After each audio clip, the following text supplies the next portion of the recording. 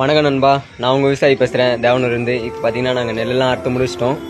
இப்போ அறுத்து முடிச்சுட்டு நெல் வந்து பாதி வந்து வண்டியால் அறுத்தோம், பாதி வந்து நம்ம பவர் டில்லர் இதெல்லாம் மெரிக்கடிச்சோம். மெரிக்கடிச்ச நெல் இப்போ பார்த்தீங்கன்னா கூலமாயிடுச்சு, பாதி பதிராக இருக்குது.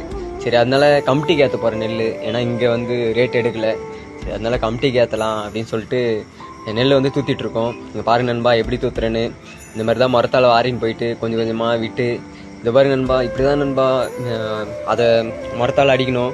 மரத்தால் அடிக்கும் போது ரொம்ப கஷ்டம் நண்பா. கையெல்லாம் எப்படி சொல்கிறது, அந்த ஷோல்டர்லாம் பயங்கரமாக வலிக்கும் நண்பா. எப்படி பார்த்தாலும் ஒரு ஒரு 4 நாளைக்கு அந்த வலி இருக்கும் நண்பா. ரொம்ப கஷ்டம் நண்பா விவசாயம் பண்ணுறதுலாம். அதோட விவசாயி ரொம்ப கஷ்டப்பட்டு தான் நண்பா இந்த நெல்லை எடுத்துன்னு போயிட்டு கமிட்டியில் போட்டு அந்த காசை வாங்கிறதுக்குள்ளே எவ்வளோ கஷ்டப்பட்டு தான் நண்பா நாங்கள் விவசாயம் பண்ணுறோம். எல்லோரும் விவசாயிக்கு சப்போர்ட் பண்ணுங்கள். எல்லோரும் விவசாயம் வந்து கேவலமாக நினைக்காதீங்க நண்பா. ஏன்னா இந்த உலகத்தை உள்ளங்கையில் கொண்டு வரத்துக்கு எல்லாராலையும் முடியும், ஆனால் உணவை உள்ளங்கையில் கொண்டு வரத்துக்கு விவசாயியில் மட்டும்தான் நண்பா முடியும். முடிஞ்ச அளவுக்கு இந்த மாதிரி வீடியோலாம் ஷேர் பண்ணுங்கள் நண்பா.